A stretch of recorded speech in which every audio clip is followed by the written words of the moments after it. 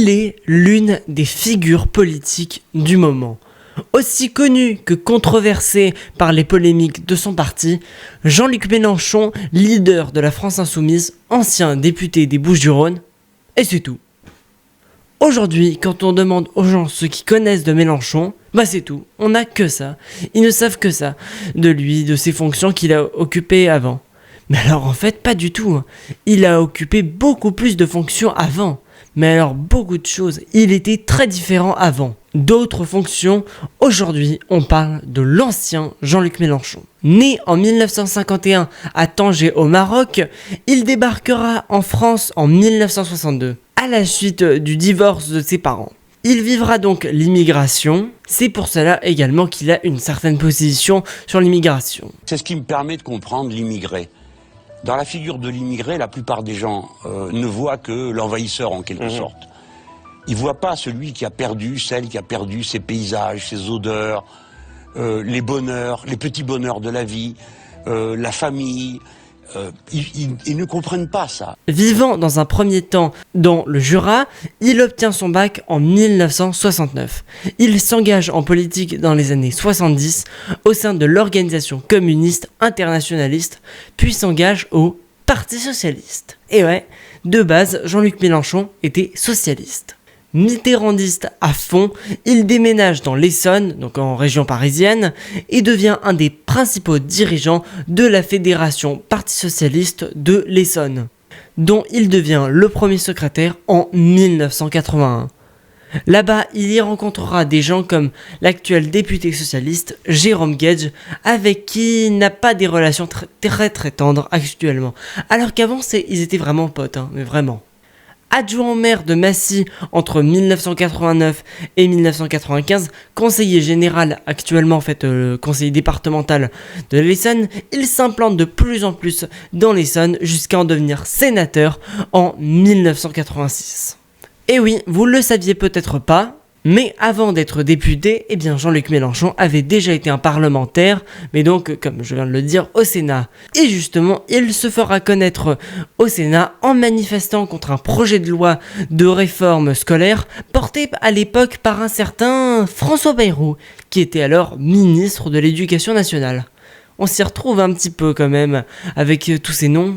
Il se fera connaître aussi en 1997 à l'élection du premier secrétaire du Parti Socialiste, où dans son discours, il réaffirme son admiration à François Mitterrand, mais il sera victime de triche. Et justement, voici un extrait du documentaire PS, la guerre des roses. Le sénateur Jean-Luc Mélenchon sait qu'il n'a aucune chance de l'emporter. Mais il entend semer les graines pour l'avenir. Gardez-vous de l'hégémonisme et des excès réducteurs auxquels il peut conduire. Il serait inouï qu'on veuille la gauche plurielle à l'Assemblée, au gouvernement dans les élections, et qu'on la veuille, qu'on la souhaite, monocolore dans nos rangs. Il fait sûrement ce jour-là son plus beau discours, impressionnant tout le monde, avec beaucoup d'emphase. Je m'en tiens à la leçon que m'a donnée peu de temps avant qu'il disparaisse, celui dont j'avoue avec fierté qu'il était un maître à penser pour moi, le président Mitterrand. Il me dit, le président Mitterrand, ne cédez jamais. Marchez votre chemin. Je marche, monsieur. Jean-Luc Mélenchon qui avait évoqué Mitterrand en disant « Je marche, monsieur ». Déjà, il était en marche, Jean-Luc Mélenchon. Comme quoi, la marche, c'est quand même un vieux truc. La concurrence entre les deux hommes ne va pas empêcher les petits arrangements. Une scène étonnante se joue alors en coulisses. Un marchandage sur la répartition des suffrages, bientôt exprimé. On va s'arranger sur le score. Je te donne, on va dire, 15% des voix. Moi, je garde 85%. On s'arrange comme ça. Tu sauves la face, t'existes dans le parti. 15%, c'est un score honorable pour toi. C'est un épisode peu glorieux de la vie du PS. Bon, c'est la première fois qu'on élisait le premier secrétaire au suffrage universel direct. Mais comme personne n'était habitué à ce genre de vote, et que ça semblait être une formalité, disons que la régularité des opérations était plus que discutable. Les deux hommes se quittent sur cet accord. 85% pour le vainqueur et 15% pour Jean-Luc Mélenchon, la reconnaissance de son existence à l'intérieur du parti. Ouverture ce matin du Conseil national du Parti socialiste. Une semaine plus tard, les résultats du vainqueur sont communiqués à la presse. Il a été élu à la tête du PS avec 91,9% des suffrages des militants. Une victoire à 91,9% des voix. François Hollande n'a donc pas donné les 15% promis à son adversaire. Déjà, François Hollande n'avait aucune parole. C'est un homme dont je ne discute pas le résultat. Il avait gagné clairement parce qu'il était la suite. Et voilà. Et les socialistes n'avaient pas envie d'un premier secrétaire comme moi. C'est clair, je le sais. Mais bon, pour essayer d'effacer tout ça, il sera nommé entre 2000 et 2002 au gouvernement en tant que ministre de l'enseignement professionnel. Et donc oui, Jean-Luc Mélenchon a été ministre. Bon, enfin ministre délégué, mais il a été au gouvernement.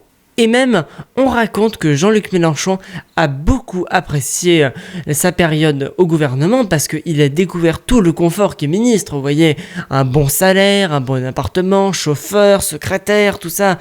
Il en a très bien profité. Et même pour l'anecdote racontée dans le livre La Meute qui est certes une enquête pas très appréciée de la France Insoumise et je le comprends bien, eh bien, on raconte à la page 49, je cite... Le 21 juin 2001, il se retrouve dans le costume d'un presque homme d'État. Ce jour-là, la France accueille Bachar el-Assad pour une visite officielle. Le président syrien, qui vient de succéder à son père, Hafez el-Assad, n'est pas encore le boucher de Damas que l'on connaîtra. Mais il perpétue l'héritage de son dictateur de père, déjà responsable de milliers de morts. La Syrie est l'ami de la France, les Assad de Chirac. Ainsi va la diplomatie. Protocole oblige, Matignon demande à ses ministres de se rendre à l'aéroport pour accueillir Bachar à sa descente de l'avion. Tous refusent, sauf Mélenchon qui se rend tout seul sur le tarmac d'Orly avec fierté. En 2008, il quitte définitivement le Parti socialiste après encore quelques disputes et une ambiance mondaine qu'il y a à ce moment-là au sein du Parti socialiste. Et il fonde la France Insoumise. Non, pas du tout. Non, avant, il fonde un autre parti politique qui s'appelle le Parti de gauche qui existe encore aujourd'hui. Et il sera rejoint à cette époque par des gens que vous connaissez peut-être très bien, comme par exemple Gabriel Amar, qui est aussi son gendre, mais aussi Mathilde Panot, actuelle présidente du groupe LFI à l'Assemblée nationale, ou encore Éric Coquerel, qui est actuellement député LFI et président de la Commission des Finances. Il deviendra en 2009 député européen, en même temps qu'une certaine Marine Le Pen. Candidat à l'élection présidentielle de 2012, il réunira 11% derrière Marine Le Pen, donc il arrivera 4e à cette élection. En 2016, alors que l'élection présidentielle de 2017 se rapproche, il annonce la création de son nouveau mouvement, la France Insoumise. Mais on n'ira pas plus loin, car c'est là que maintenant, je pense que vous connaissez bien Jean-Luc Mélenchon. Donc, il échouera à se qualifier quand même d'assez peu au second tour, et après, donc, la France Insoumise s'amplifiera, il deviendra député, et même échouera une nouvelle fois en 2022 à se qualifier pour le second tour, et ça mène à la France Insoumise et au Jean-Luc Mélenchon qu'on connaît aujourd'hui, avec ses controverses, mais aussi que voilà les amis, vous connaissez maintenant tout de l'ancien Jean-Luc Mélenchon. Dites-moi si une vidéo sur Marine Le Pen, ou encore Jordan Bardella, même si pour lui c'est un peu tôt, ou je ne sais pas, Bruno Retailleau, ou Emmanuel Macron, cela vous intéresserait. Eh bien, je le ferai avec plaisir. J'espère que cette vidéo vous aura plu et intéressé. N'hésitez pas à la liker, n'hésitez pas à vous abonner. On se retrouve d'ailleurs dans une prochaine sur Adojo.